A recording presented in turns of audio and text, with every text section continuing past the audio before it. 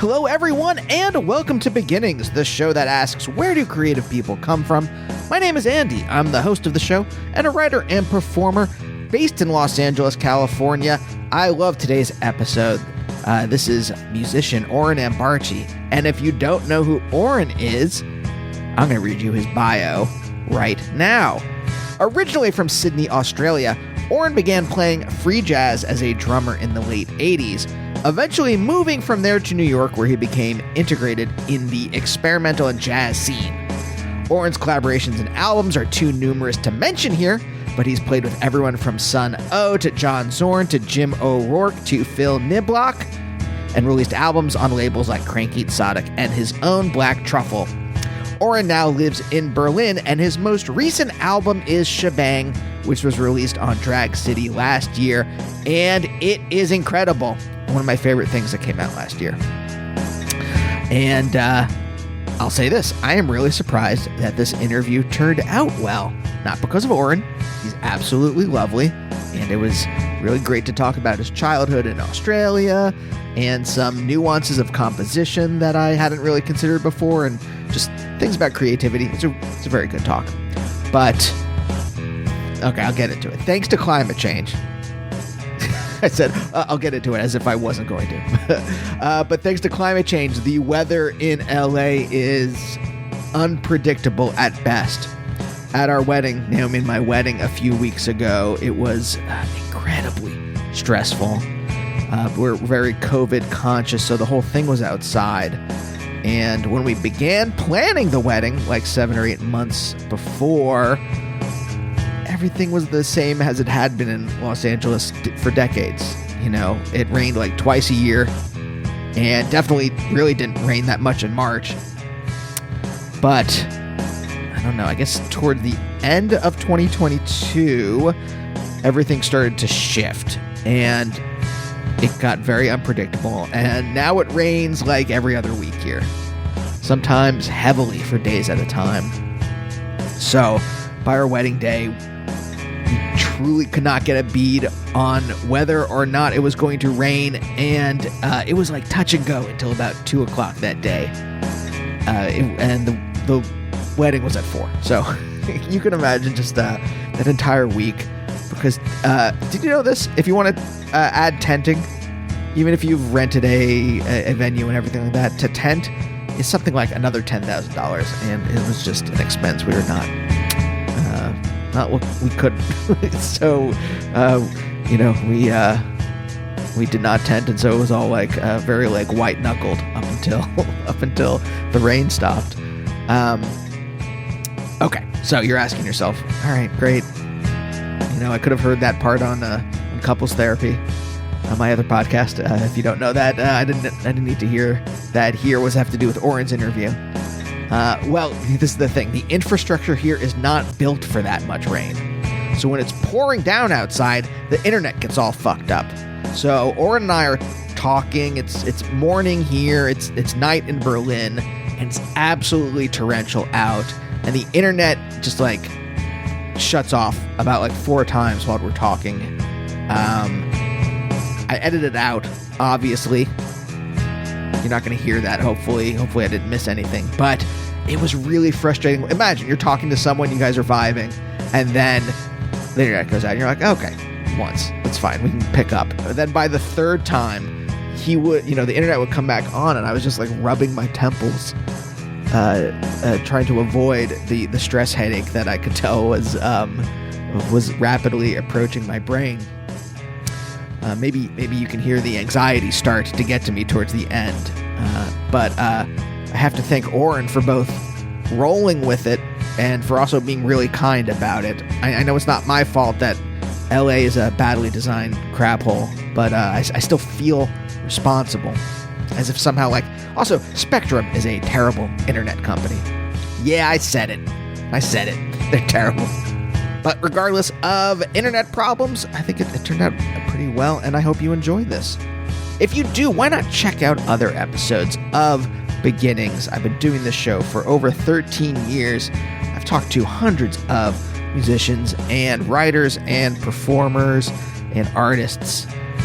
people from all different creative walks of life. Sometimes here in the beginning, I like to do a little recommended if you like. If you are here for today's guest, maybe you'll like other guests that are similar to Oren. I've talked to Arno Lindsay, David Harrington from Kronos Quartet, Bobby Previtt, Terry Riley, Melvin Gibbs, Bill Orcutt. So why not check out those episodes? Subscribe to the show if you like what you hear. You can also find me on Instagram and Twitter at Andy Beckerman. Don't know how much longer on Twitter. It's really getting bad. But I also have a free philosophy Substack where I write essays, honestly, very sparingly because I don't have a lot of spare time. But basically, I try to write essays on philosophy that are also friendly and funny. So check those out. The new one, I lied last week. I said it was going to be up. I'm still working on it because I had a script that was due. That took precedence, but it should be up soon, about American denialism. But anyway, you can find it at theslowdystopia.substack.com. And why not sign up? Got some great episodes coming up, including Jerry Minor from SNL and Mr. Show, Satomi Matsuzaki from Deerhoof. Those were both great, so look forward to those. But for now, let's talk to Oren.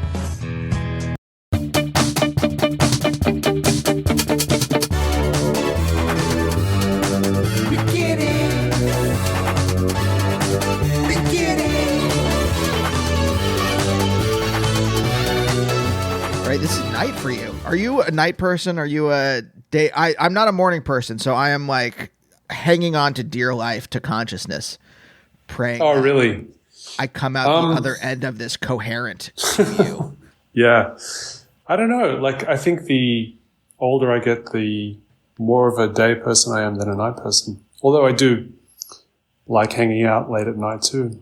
But yeah, I tend to wake up earlier than I used to when I was younger. But is your brain functioning? Well, okay. I guess I just project my own psychology on other people. And yeah, that's not a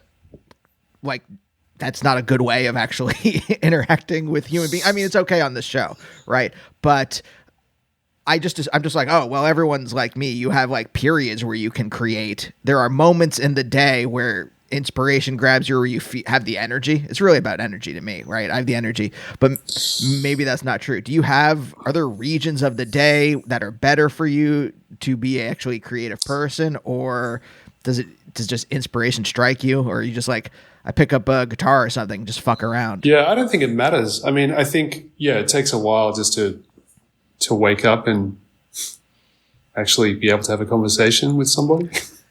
But I kind of like working earlier. Like,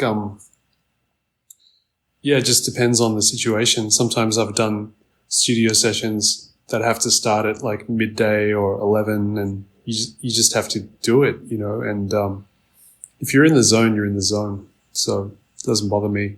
Yeah. And sometimes if I'm working on something and I'm really excited about it and it's 3 o'clock in the morning or 2 o'clock in the morning, I'm still kind of fired up. So I'll keep at it. I have a friend that I work with a lot, and he's very frustrating to work with because he literally wakes up at like 2 in the afternoon every day. And I'm awake at, 8. And in the morning. So I start working with him. By the time we get going, it's like 3, 4. And then I'm, getting tired at midnight, 1 a.m. And he's just like sort of just starting to get into it, and it's this horrible cycle. If we're in the middle of trying to finish a project, I'll be getting 4 hours sleep a night, 3 hours sleep a night because I'm working with him. But I like working with him, so yeah, I suffer. So you have to. This is the thing that I think, at least I don't see a lot of people talking about. Okay, 3 big things that I don't see a lot of. When I read interviews, like I was researching you last night, a lot of them was just like, it's talking more about the physical process of making things as opposed to, I think, either the psychological or existential aspects. Mm-hmm. Yep. 3 big things. One is geography. Are you in a place, either literally either where you're living or the place where you are at the moment, or the city you're in? because I'm kind of curious. I'd like to talk about Berlin for a moment then. Geography, personal energy. So whatever your entropy, your own biological entropy. And then 3 is the rhythms of the people you're working with and the chemistry and how that, I mean, there's just this basic thing. Your friend doesn't wake up until 2. Yeah. You're someone who wakes up at 8 a.m. And so by the time you start working together, that's just the rhythm that this has to, whatever your collaboration is, it just has to go by that. And that is a constraint on how the creation, how the act of creation, let's just say, to keep it broad, goes. Yeah. Yeah. I just know with him, for example, that I'm just not going to be sleeping. I'm not going to be sleeping properly until the project's done, you know? And it's kind of shitty, but it's kind of worth it because I want to work with this person and, it's kind of worth it in the end because we're making something together and yeah, I'm happy to go there, but it's sort of very disruptive. Yeah. Like people that, you know, my partner gets annoyed because I come home super late every night and I'm totally dysfunctional and it sort of takes whenever I'm making a record, it just takes over my life completely in every way. Yeah. It's hard to step away from it and just talk to someone and be present, you know, because I'm just really occupied with this thing. Yeah. When it's really going. Yeah. Is it that it is just that you need to stay in the act of creation to stay in the same space to keep moving in the same direction or feeling, you know, I'm not sure how you compose exactly, but you know, you need to be in that mental space the whole time to keep it together, or is there something else going on? A lot of the time it's me being in this situation where I'm trying to resolve something or solve something. It's almost like a problem or a puzzle, you know, and there are all these pieces. And I know the potential. I know where I'd like to go or where I'd like to end up, sort of. Like I don't know exactly, but I know that I want to be surprised. I want something to happen which is unexpected. And then it sort of leads me on this path of completion. So often with like Shebang, for example, there was a moment which lasted probably 1 or 2 weeks. I was really sort of under pressure to finish it. I like to make a deadline and I try and stick to it. And there was this situation where the thing was unresolved. I knew there was some really good stuff there, but there was something that just had to happen to get me over the finish line. And I didn't know what it was. And I was kind of going insane for about 2 weeks where I was just totally this stupid artistic torment, you know, which is kind of pretentious but it just took over my life. And then eventually, I was having a shower one morning and I was just thinking to myself, and it was the most really basic, simple solution. It just popped into my head. And I quickly ran to the studio, to my friend's studio and said, can we try this? And it just worked. Yeah. Do you know what the precursors of this epiphany were? And I ask that because I have the same kinds. I know exactly what you're talking about. This is a very familiar situation to me. In my case, it's figuring out things in a script. So there's something where I'm just like, I don't know. I'm working on a pilot right now, and the first draft of the story. So the story doc is just this like document where you kind of just broadly outline how this is going to go, and you throw in a couple jokes so that your producers or the network you're writing for are like, okay, I trust this person. Like, I know that they're going to make it funny, because most of it's dry and it's just like, here's the plot points. Okay. And it was just, it was lackluster. The first draft of it was very lackluster. Mm-hmm. And I'm just like, it's just, this is the basics and we'll figure it out when we actually write the script.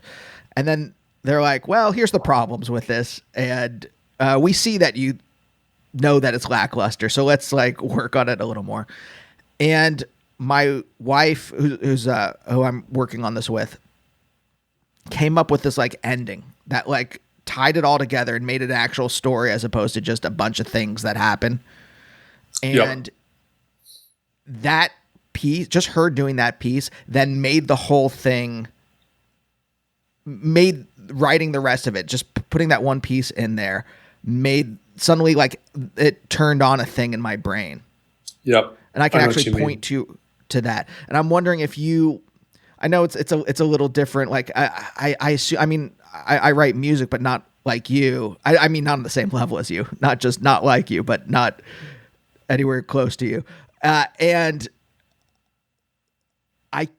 solving problems in music, like it doesn't, I can't articulate it. I can only like kind of just like fuck around on my guitar or something like that. And then until like brute force come up with a solution. And I'm curious, you know, how you think through it, or like, what is the stuff that comes into place where this epiphany then like was able to emerge? Yeah. It's just the creative process, and it could be anything, you know, it doesn't need to be music, but it's just, it's kind of like this eureka moment that happens where sometimes it can be right under your nose the whole time, you don't realize it, you know? And I for example, with Shebang, I kind of did this whole thing and then put it to the side. And I knew it was kind of interesting and cool, but it was a little bit underdeveloped, and I knew it had potential. But then I got sidetracked and something got really exciting, and I just ran with that. It wasn't enough though. You know, it didn't make sense it wasn't satisfying, but I knew it was good. But then I remember this other thing, but they just didn't seem to work together at all, you know? And then I was like, how can I make them work together? They're totally related. Yeah. And then it was just this sort of revelation I had that, wait, it's totally related because of X, Y, Z. So if I move it over here in the timeline, maybe it'll relate, and it might be this really interesting juxtaposition, you know? And that was the solution. I mean, it sounds really boring in a way, but it was just this thing that just solved everything in a way. Yeah. No, that's fascinating. So you basically you like consciously thought of the problem. You're like, I know there are these two things, and I know there's something, because you have the instinct at this point that you're like, there's something there. I'm not sure what it is. And then you kind of just like, you in this obsessive context, not context, I don't know what I want to say. You made this bubble around yourself where you were like thinking through this problem. And just like your brain just processed it in the background until you came up with the answer. Yeah. Yeah. And a lot of times when I make a record, it's really literally like solving a puzzle, you know? But it's always about surprising myself and doing something that makes me go, whoa, how is this actually happening? You know, how did this come together? I don't even understand it, you know, in a way. That's when things get really exciting for me. Mm-hmm. It's not something, I'm not this sort of it's not meticulously thought out in advance. There's always openness, because I want things to happen that might surprise me that I didn't expect. And if it's just totally planned, it's just going to be really unexciting to me in a way. Mm-hmm. But once I know the trajectory, then I get really forensic about it and start to really tweak things. And yeah, I kind of know what I want to do with it once I get that eureka moment. That surprise. What is the joy and surprise for you? Like, why do you want to be surprised? Because I don't want to do the same thing over and over again, you know. And if I'm not surprised, then I'm repeating myself, and I'm just doing what I know, you know. And I kind of want to do what I don't know or what I don't understand. I'm sort of striving for this thing that's sort of beyond something that I've done already, I guess. Yeah. Okay. Can I push you? Why do that? I ask this just because you could not. This is the thing that I constantly hammer home on the show is that you could not do that. You could just write if you wanted to, a 3-chord pop song if you felt like it or something like that. What is pushing you? What is it something from that you were seeking when you were younger? Is it something that you just there's someone else out there where you're like, oh, I want to be doing what they're doing, that's pushing you? Like, where is this coming from? I don't know. It seems it's kind of ingrained in me. And the older I get, the more anal I am about this stuff. I mean, I always have been in a way, especially when it comes to my solo records. It's something I've always been inspired by. Well, I love artists that continually, that it's almost like this life work where there's this exploration. And if you follow the trajectory of a certain artist, they're always pushing themselves, to just go further than where they've gone. That's really inspiring to me. And yeah, I love a lot of music. A lot of things that I'm really attracted to are things that almost initially don't make sense to me in the sense that it's sort of like a surprise, or there's a bit of confusion about it. And to me, it's like this sort of mystery that I love that feeling. So yeah, I guess with my own work, I'm trying to sort of chase that feeling as well with my own work, where, like I said earlier, like where all these things are coming together in a way that creates something almost outside of what they are, and hopefully, if it works for me, yeah, that's just a really exciting feeling. It's almost like an addiction that I have, that I'm sort of chasing this thing. Yeah. No, I get that. There are a lot of musical works where the pleasure for me is in the fact that I can't grasp it with my brain, that I'm trying to.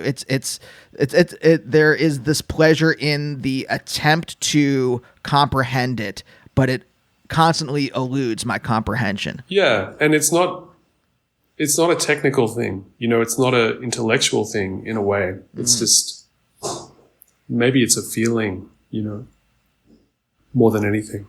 Yeah.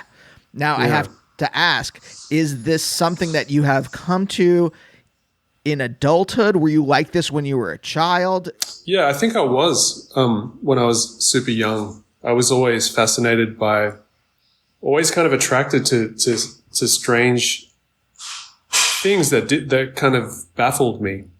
And I wanted to, when I heard something that was a little baffling, it made me want to listen to it more and more. I wanted to keep coming back to it. Whereas sometimes you hear something or experience something and it's just, you're like, okay, I know what that is, or whereas, yeah, the things that I had to dig a little deeper with certain things, and that was an attraction from quite a young age, for sure. Do you remember any specific examples? It doesn't have to be music. It could be film or art or anything. Visual art is what I mean by that. Anything else. Yeah. I mean, when I was like 6 or 7, I was always, I loved pop music and singer-songwriters and rock music and bands and things like that. But I remember sort of collaging, making a collage, a tape collage of just all the weird bits on Pink Floyd records or, Beatles records, and it was more about sound, I was really attracted to that, and I didn't know why. I don't know why I was, but so I'd make these sort of crude cassettes of just all the weird bits, on these huge pop records that every household had, yeah. Kind of went from there, really. And you were just doing this instinctually. You knew that there was some kind of pleasure. Just for my own pleasure. Yeah. How did your parents react?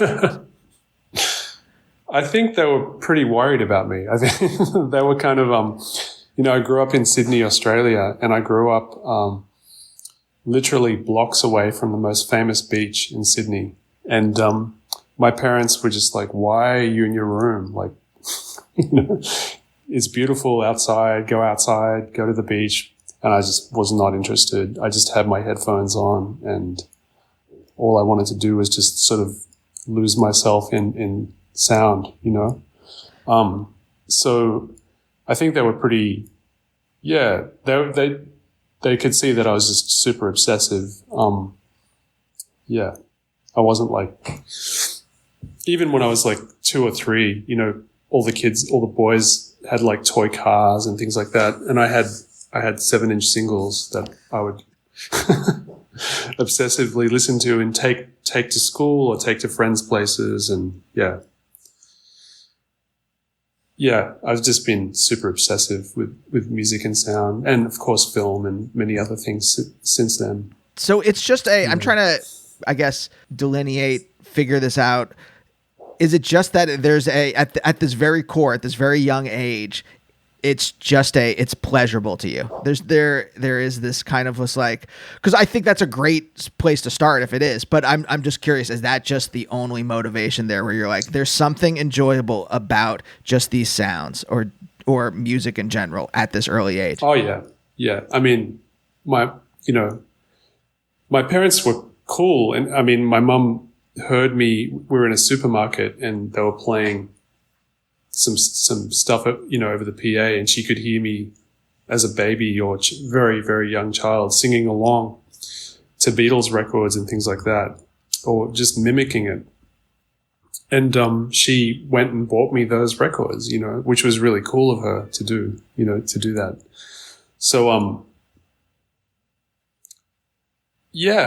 don't know what it was, but it was absolutely infatuation, obsession, with music, songs, sound, instruments, all of it.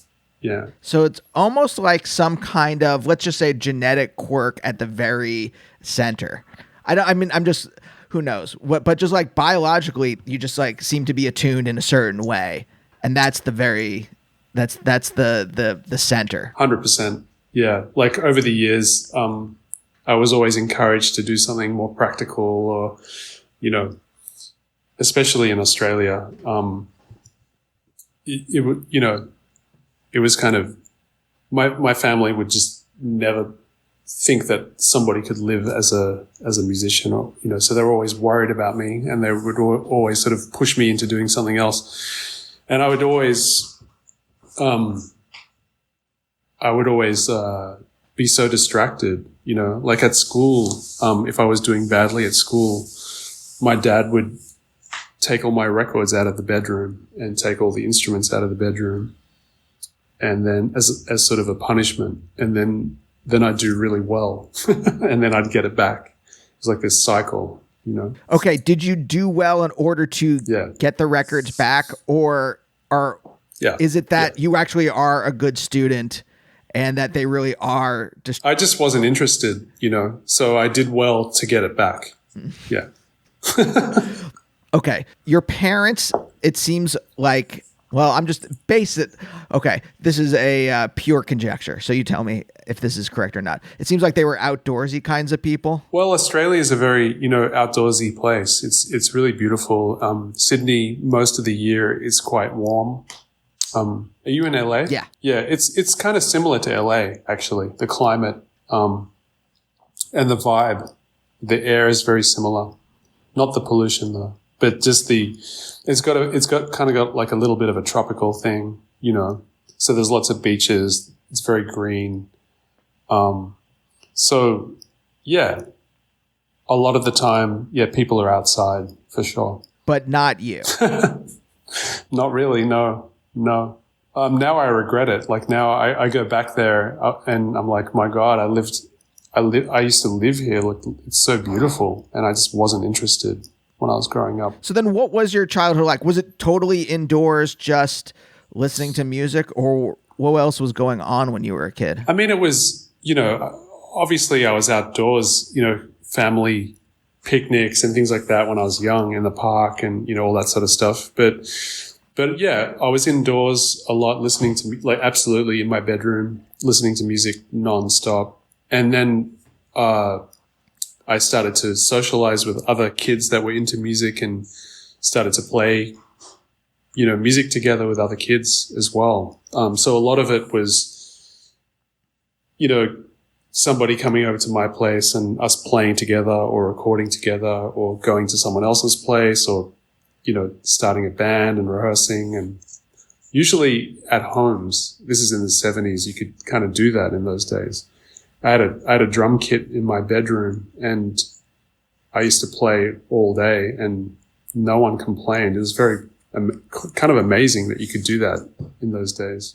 But so a lot of the time, either on my own listening to stuff or like playing with other people.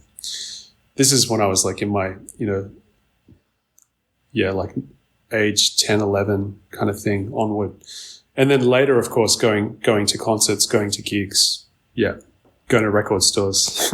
Yeah. What was Australia like at this time? Because I've talked to a ton of people from the UK and America. So this is like in those places, it's very conservative, right? We've got Thatcher and Reagan taking over. Is it the same kind of pall that descends over Australia at that time, or is it different? Yeah, I would think so. Yeah, for sure. It was interesting because it was kind of a young country, so loads of immigrants. Different languages. It was kind of, on the one hand, a positive place because it was like a young place and there was a lot of opportunity for many people. But on the other hand, there's a lot of horrible shit, a lot of, racism and really backward kind of white Australian, and then a horrible history as well, which was all sort of pushed to the side for quite a while. So all of that was sort of happening at the same time. But I feel like I had a good childhood. Like I didn't, I kind of enjoyed being there. But the older I got, the more I longed to get the hell out of there because I just wanted to go when I was in my teens, all I wanted to do was go to New York. Like New York was like the place for me at the time because I was so into, I became pretty obsessed with jazz and, it was all that was sort of the Mecca in a way at the time, I thought in my head for jazz. So, all I wanted to do was get out of Australia and go there, which I did as soon as I, finished high school. At the age of 17, I just left. I think you're right.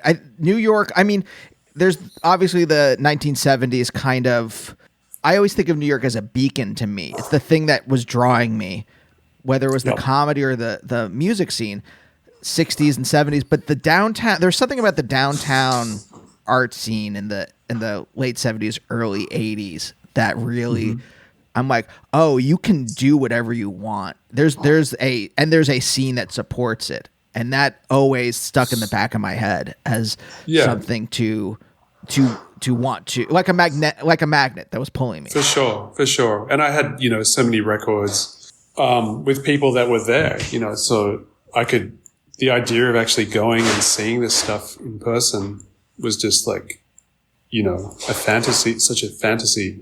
And then I could go and do that. And it's exactly what I did. I would just immerse myself in, go to gigs every night, buy records, speak to these people, and at home in Australia they were just on my record shelf, but all of a sudden I'm just seeing them, in person, and a lot of times I was amazed because there would be 30 or 40 people at this gig, like it was accessible in a way, but in Australia, it was like this mythical thing. Were there any outlets for this kind of music for you to play or even see this kind of stuff in Australia at the time? Absolutely, there were. There was actually a pretty healthy scene. And of course, a lot of international artists would tour all the time. And I was very lucky to see a lot of great people when I was quite young. But in those days, this is in the 70s, 80s, it wasn't something like now in Australia, there's stuff happening all the time, like international artists touring all the time. It's just like much, much more regular. In those days, it was really wasn't, like if I'm talking about jazz, there might be, I don't know, 10 or 15 really big artists that might come out a year, and it would be a big thing. It'd be really special for everybody. Now it's just much more typical. It's more typical to see stuff regularly. Mm. Yeah. How did your parents react to this move? I'm really surprised that they were cool about it.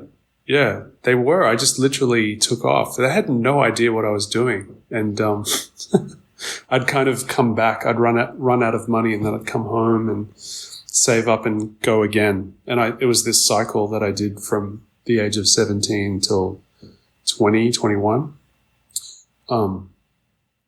They were really cool. Maybe they were flipping out, but I'm really, thankful that they just let me do that. Yeah. Do you think they got you, in quotes, after a certain amount of time, or is there? I'm asking this now. I'm just projecting my own stuff with my parents, where they did let me do my own thing, but I don't think they still to this day don't understand what I'm doing. Yeah, I think the more and more I got into weirder music and experimental stuff, I think they didn't really get me, but they knew that I was passionate about it. And only like when I turned 50, this venue in London, Cafe Otto, did like a 50th birthday festival for me. 3 nights of a lot of my projects and a lot of my friends and a lot of people on Black Truffle, my label. And my mum actually was overseas at the time, and she happened to be in London. She came to 2 of the nights, I think. And I think she was really thrilled, but I think she was kind of like, oh, okay, this is what you do, but it was really positive. Yeah. But I think a lot of what I do, I don't really share that much with my family. Like it's kind of, I just do my thing. I guess what I'm trying to figure out is what kept you on this path, right? Is it just the obsession when you're younger? Are you getting encouragement from anyone or from anywhere? What is keeping you in this trajectory? Yeah, I think it was an obsession. I don't think when I was really young, I was getting that much encouragement, actually. I was just super hungry to hear things, discover things, learn. So, when I was in my teens in Australia, I was always seeking people older than me who had more experience, who had, I met a guy who had a radio show that I would listen to obsessively, and I ended up going to his house and looking at his records and buying some of his records and just asking these people that knew more than me about other artists or, things like that. I was just so obsessive and just wanting to do this stuff all the time. But when I would go to New York, it was more, to me, it was like, oh, it's not possible for me to do that there. When I go there, I'm just learning and I'm just experiencing stuff, and then I would come back to Australia and be inspired and book shows and do stuff. But the idea of actually doing that outside of Australia was completely, it didn't even enter my mind that it was even possible, It was just so separate. And then, when I was 23, 24, all of a sudden, some of the people that I was going to see started asking me to play there or work with them. And then I started doing that, outside of Australia, which was really, incredibly thrilling and scary and, all kinds of things at the same time. But it was huge for me. I mean, when does the obsession go from just appreciation to, oh, I want to actually try to make these sounds myself? I think I was always making sounds, always, from a very young age. But like I said, it was either just at home, or with other friends. Eventually I started to play shows in Australia. And I started to play shows in the improvised experimental jazz sort of scene in Sydney when I was quite young. So that started to happen. But then, I would go to New York and it was just like I did play with people in New York, but it was all private, like just people that I'd meet and would play together. But I never actually played shows or anything like that. I didn't even pursue doing that. But so I was always playing. Yeah, always. From a very young age. When does it become intentional as opposed to, you said making sounds. I guess what I'm trying to figure out is what's the point where it goes from just something you're kind of just like naturally doing because it feels good and you're just kind of reacting to now it's an intentional conscious process of making something where it goes from just like I can just like snap my fingers when I'm a kid. And then at some point I'm snapping in a rhythm and I'm thinking, okay, wait, what if we added in some extra little thing here? Now it's off the 4/4 now into something weird. And I'm like, oh, and I'm playing with it and I'm trying to think through stuff in my head. Like, what's that point for you? If you can remember. I mean, I think that was from a very young age because I was playing drums and I was playing along to records, you know, the whole time. I was blasting records, playing along. So I started to be able to kind of do stuff. And then eventually, you know, I started playing with other people. I was in loads of different bands. You know, some would last a week, some would last a year, you know, and lots of different genres as well. And then I was even playing wedding gigs and, you know, just doing all this stuff as a teenager. So it was like totally intentional, but, you know, probably pretty limited. And then, you know, just the more I experienced, the more I discovered, the more what I was doing sort of expanded as well. Was there ever any other path? Was there ever anything else where you were like, I guess I could do this and maybe I'll try it? Or was it always this one singular path that you were on? No, there were other things that I was interested in. But it was always related to music. Everything that I got into was always related to music. Yeah. Often, yeah, I would try something and it just usually wouldn't work out because I was just not committed to it or just sort of distracted or something. Like school. School and even after school, I did like a computer programming course, you know, and I just wasn't into it. Like I got through it, but I did it with a few friends from school because we were all at a loss. Like, well, we need to learn something and do something. And my friends, my parents and my friends sort of convinced me to do it as well. And I just remember doing it just to get through it, you know, but I just wasn't interested. So has any, I guess what I'm really trying, like, has anything else captured your attention? Well, this is like a long diversion, but when I was in my teens, I got into religion actually. And it was, from listening to John Coltrane. I was obsessed with John Coltrane and I started to read about what he was reading. And he was reading a lot of Indian texts and different philosophies from different cultures. And then I read that he was reading about, he was super into Jewish mysticism. I was like, what's that? You know, cause I'm Jewish. And I started to read all that stuff and I got super deep into that stuff for 4 years or 5 years. Concurrently to playing music. And the two kind of complemented one another in a weird way, for a while. And then eventually, I stopped. So I was interested, you know, like it's not like I was just like only into music. I also really got into film, pretty heavily in my late teens as well. And you know, it's just like part of growing up. You just start to get into stuff.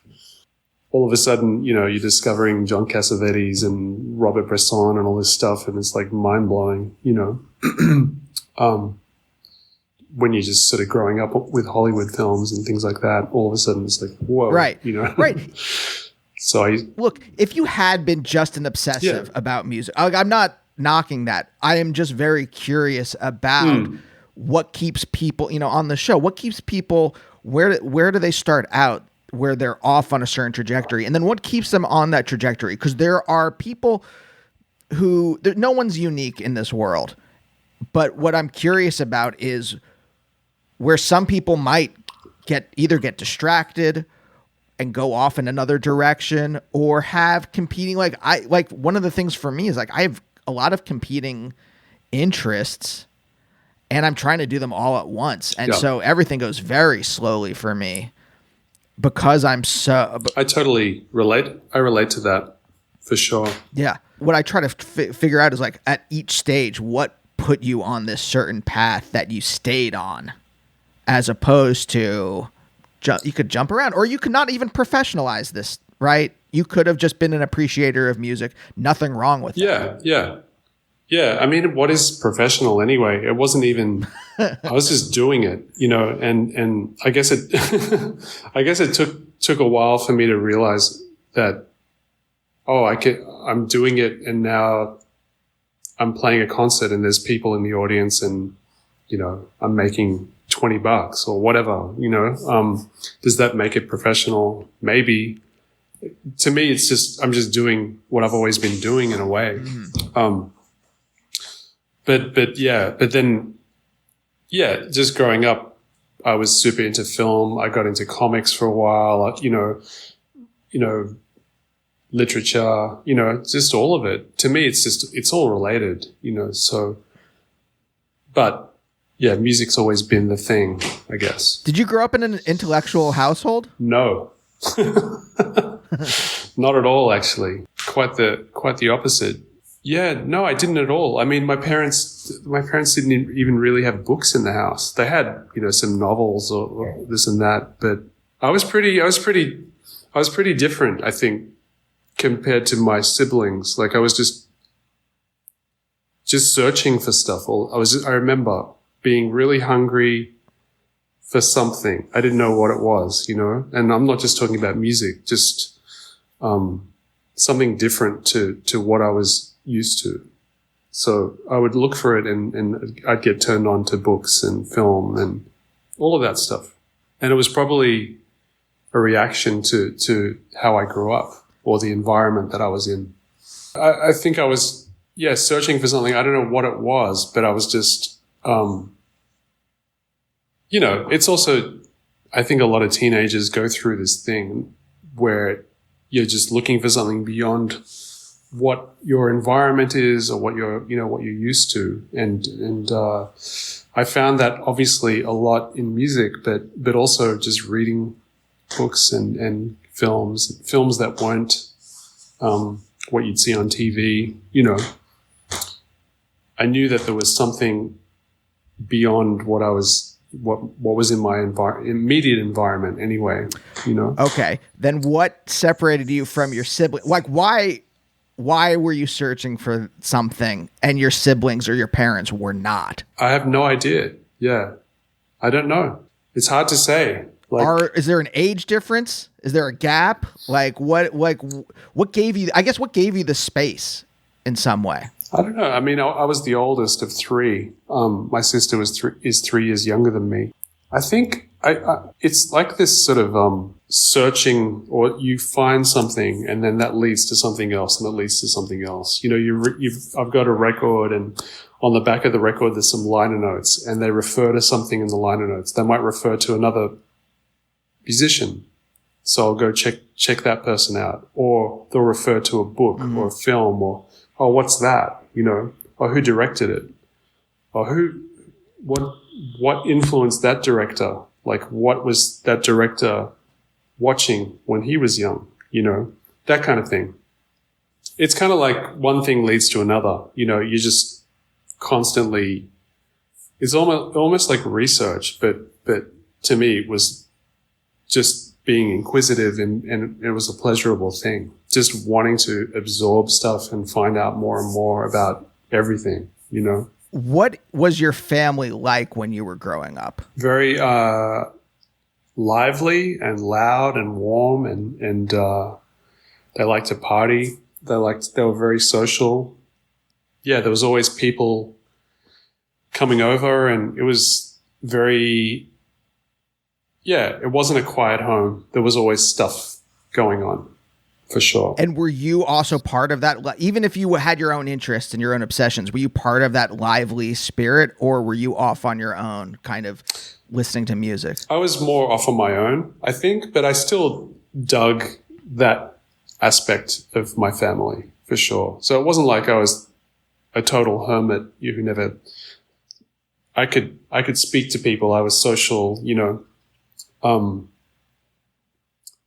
yeah, I kind of enjoyed that aspect of my family, for sure. What'd your parents do for a living when you were younger? Oh man, my dad just did all kinds of shit. Like he was a mechanic, and then what did he do? Like he ran a store for a while, and then he started driving a truck and selling fabrics, and like he just did whatever he could do to make a living.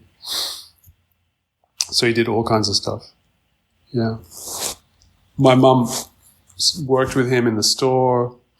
Part of the time she was just a stay-at-home mom. So I guess what I'm trying to figure out is, like, for some people who kind of like follow out their own obsessions, there is some kind of like economic cushion or something that they can always fall back on. They're like, well, if this obsession doesn't work out, I've got, it doesn't seem the way you're saying, like, it wasn't like there was family wealth where you could just like, well, if this doesn't work out, I always have, the family bank account. No, not at all. Not at all. And I'm not a very pragmatic person at all. I'm not like, so it wasn't like I was thinking if this doesn't work out, I was just kind of doing it. And of course I had jobs. Like I used to work. Well, I worked a lot in record stores, and I had all kinds of jobs. Lots of shitty jobs.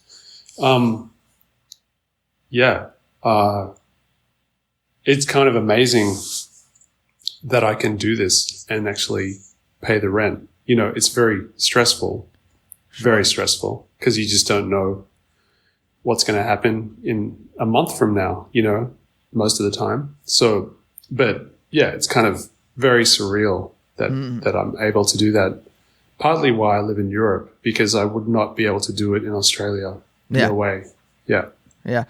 Okay. Let me throw this at you and see if it makes, look, this is pure armchair psychology, but if your dad had all these different kinds of jobs, maybe that psychology got in you a little bit. Again, linear, so I don't really believe that, but I wonder if there is some kind of like, oh, well, I saw my dad doing this kind of, not the same creative work, but I saw him being able to like move about from job to job. So maybe I got the feeling of doing gigs in my head. I don't know. Yeah, I don't know about that. I just think he kind of did what he had to do to survive, Sure.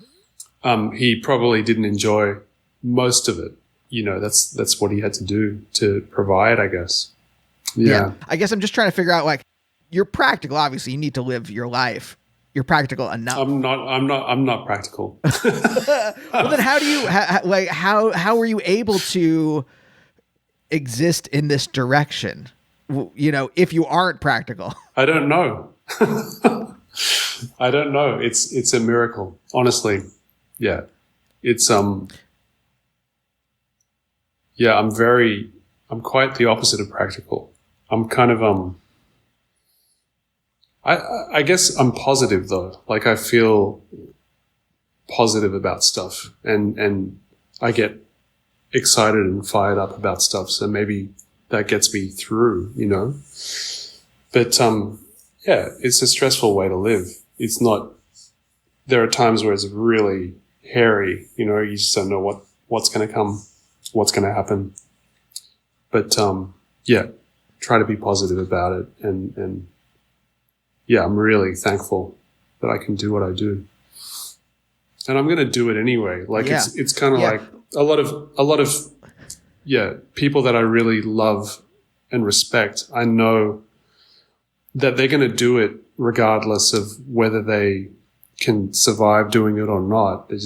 They've got this thing this urge to do this stuff. So, and I always have as well. So that's what motivates me. Were you raised with any kind of religion? No. I mean, my family was very traditional. Like, I wouldn't even call it traditional. My family are the background is Middle Eastern Jewish background. So there was a lot of the food was very different. You know, it was lots of curries and spicy food and rice and stews and things like that. And the music, there was a lot of music in the house all the time. All the time. There were my grandfather would obsessively listen to, you know, Kulthum and a lot of legendary sort of Middle Eastern music, classic stuff like Muhammad Abdel Wahab. All this sort of stuff was at home at my grandparents' house non-stop. And I didn't like it at the time. It used to really annoy the shit out of me. But now I love it. You know, I know that stuff really well because it's just ingrained in me. So the family had there's a lot of Middle Eastern influences. So the religious thing was related to that kind of tradition. So we would have, you know, Passover and various high holidays. There'd be a meal at my grandparents' place, but it was, you know, if most people would hear the melodies that were being sung during these sort of holidays, it would just sound like Arabic music, you know, to most people, not what the average North American person would think of as Jewish, you know, but it was, yeah. So we would sort of do that kind of thing, but it wasn't, you know, my parents didn't go to synagogue or anything not unless it was like a high holiday, maybe, you know. Was there any kind of community you were part of in Sydney? There was a little bit, yeah. I mean, I actually went to a Jewish school growing up, so yeah, there was a community, but it was more of a social. Yeah, it wasn't like I was part of a religious community growing up. It was more of a cultural thing in a way. Yeah. But did you feel part of it, or did you feel kind of distant? I felt like an outsider in the sense that the bulk of the people were all from Europe, you know, European ancestry. And, you know, my family was like this primitive Middle Eastern, you know, that's the way it was looked upon in a way. It was actually looked down upon in a way. So I felt a little bit like an outsider because of that. But then I also felt like an outsider anyway, like because of the stuff I was into, you know, like personally. Not many of the kids in my school were interested in that stuff at all. You know? One or two. I had a few friends that they were interested, but we would be very separate to everybody else. I asked it just because I'm curious about all these, like when I was a kid. So I'm Jewish. I'm Ashkenazi. By the way, Sephardic Jews have way better food. We have just like shtetl, kind of like boiled garbage. Absolutely. Which it's just ironic that I live in Berlin because it's basically German food. You know? Yeah. Which totally sucks. Yeah. I could live on hummus and barakas and stuff for the rest of my life and not touch another Ashkenazi dish. Yeah. But I felt kind of like an outsider everywhere I went. Even with other Jews, I was like, well, I'm kind of part of you because we're Jewish, but I don't feel like I'm part of you. And the same thing with my, you know, and it's not like I was like alone or anything like that, but it just like this stuff got reinforced no matter what group I was in until maybe I got to college and I found other people who liked the same kind of art I liked. And then that, and then I felt like I belonged in some way. Yeah. It's interesting because maybe everybody feels like they're an outsider, you know, like we all sort of feel that way, growing up, even now to an extent. But yeah, sometimes I think about that maybe most people feel that way, you know, you kind of look at other people like they sort of belong to something and I don't belong to that, but maybe they also feel like an outsider. I have my suspicions, but I absolutely I absolutely felt that way growing up, for sure. Especially in Australia. You know, I used to, you know, there was a lot of rough, you know, like coming home from school, and I'd get into fights because I looked different and all that shit. You know, I had to deal with that pretty regularly. So that sort of enforces stuff, you know, these things in a way from a young age where you feel different. Yeah, often coming home from school, you know, when I was 14, 15, just looking different. Yeah, you just get into fights because you weren't white Australian, you know. And it was just a regular thing, and that kind of reinforces you feeling different, you know. It's also that was part of growing up in Australia for me. Yeah. Oren, thank you for joining me despite the awful internet connection. Absolutely. Thank you for having me. This is like a really deep and meaningful interview. Thank you. I've been a huge fan since college of your music. Thanks. So thank you very much for joining me, and we'll see you next time. Bye. Bye. Oh bye. Oh bye. Oh bye. Oh bye. Oh bye. Oh bye. Oh bye. Oh bye. Oh bye. Bye.